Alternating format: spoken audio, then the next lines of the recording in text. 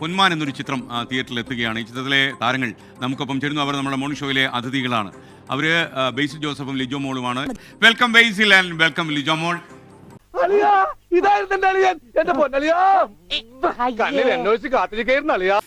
ബേസിൽ എങ്ങനെയാ കാര്യങ്ങൾ? ഇപ്പൊ ഇന്നിപ്പോ തിയേറ്ററിലെത്തി എന്തെങ്കിലുമൊക്കെ കലാപം ഉണ്ടാക്കുവോ?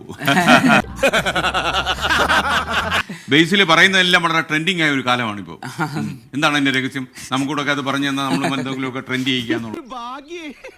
ഇതൊക്കെ എന്ത്? ബേസിലിന് ഷേക്ക് ഹാൻഡ് കിട്ടാറുണ്ടോ? അയ്യോ ഓർമ്മിപ്പിക്കല്ലേ പൊന്നെ.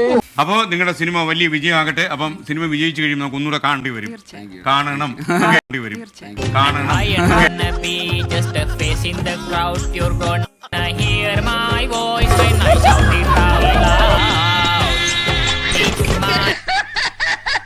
വിഷമിക്കാതിരിക്കും. ഇതിലും വലുത് ഏതാണ്ട് വരായിരുന്നത് ഇങ്ങനെ തീർന്നെന്ന് കരുതിയാൽ മതി.